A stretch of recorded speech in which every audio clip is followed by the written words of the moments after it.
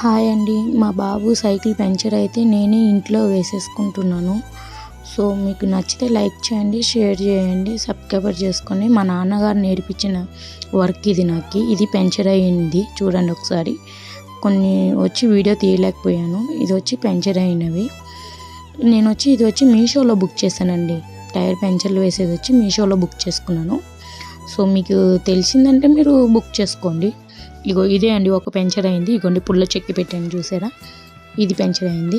So దీన్ని వచ్చి మీషోలో బుక్ చేశాను కాబట్టి క్లీన్ చేసి ఇప్పుడు రఫ్ చేయాలండి. ఇది వచ్చి సో కాబట్టి రఫ్ చేయడానికి అనేసి క్లాత్ తీసుకొని అన్నీ క్లీన్ చేసుకుంటున్నానండి. నేను సగం వీడియో వచ్చి డిలీట్ అయిపోయింది కాబట్టి క్లాత్ తోటి క్లీన్ చేసుకుంటున్నాను. నేను ఇంట్లో చేసుకుంటున్నాను కాబట్టి నేను క్యాజువల్గా చేసుకున్నాను. నాకు కర్ర గిర్ర ఏం లేదండి రఫ్ చేయడానికి. క్యాజువల్గా చిన్న సీట్ వచ్చింది, రఫ్ చేసే సీట్ తోటి రఫ్ చేసుకుంటున్నాను. చూడండి ఒకసారి నేను రఫ్ చేసింది చూడండి ఎలా ఉందో. ఇగోండి ఇది హోల్ అనమాట, పంక్చర్ అయిన హోల్. ఇది జాయింట్ కడిపోయింది అనమాట. ఆ గీతలు పోయేలాగా రఫ్ చేశాను. ఇగోండి గమ్ము వచ్చి మీషోలో వచ్చింది, మీ ముంగనే ఓపెన్ చేశాను.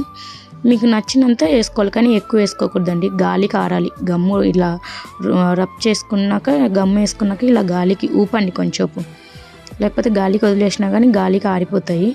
గాలికి ఆరిపోయినాక స్టిక్కర్ తీసుకొని మీరు ఆ స్టిక్కర్ మీద ఉండేది గమ్ము పేపర్ అనేది తీసేసి హోల్ ఎక్కడ ఉందో దాన్ని చూసి మీరు అతికియాలండి. ఇగోండి ఇలా హోల్ చూసుకొని అతికిచ్చి చేయితోటి కొంచెం రబ్ చేసినాక మీకు ఇలా సైకిల్ మీద కొట్టుకోవచ్చు అనమాట. మీకు ఎలా నచ్చితే అలా, కానీ ఎక్కువ కొట్టకండి, చుట్టూ లైట్గా కొట్టుకోవాలన్నమాట.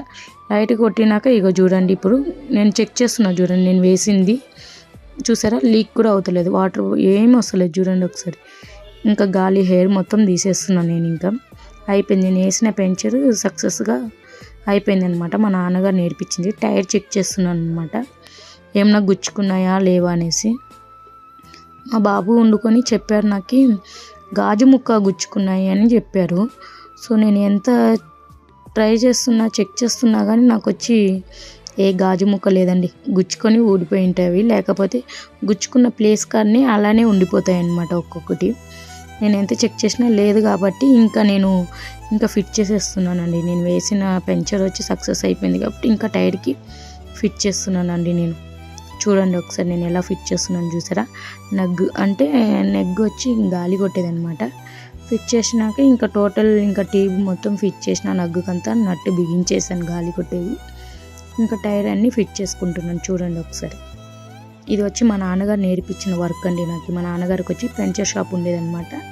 సో ఇంకా బయటికి ఎందుకు పోవడం, నాకు వచ్చిన వర్కే కదా అనేసి నేను చేసుకుంటున్నాను. మీరు అనుకోవచ్చు పంక్చర్ వేసుకునే అంత అమౌంట్ లేదా అనేసి. అలానే ఏం లేదండి, మా నాన్నగారు నేర్పించిన వర్క్ కాబట్టి నేను ఇంట్లోనే వేసుకుంటున్నాను. సో నాకు దగ్గర గాలి కొట్టేది లేదు కాబట్టి పంక్చర్ షాప్ తోలిచ్చి గాలి కొట్టించుకుని వచ్చారు. ఇగోని చూసారు, నేను వేసిన పంక్చర్ సక్సెస్గా అయిందనమాట.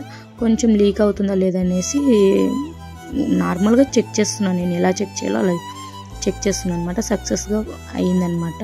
లైక్ చేయండి, షేర్ చేయండి, సబ్స్క్రైబ్ చేసుకోండి.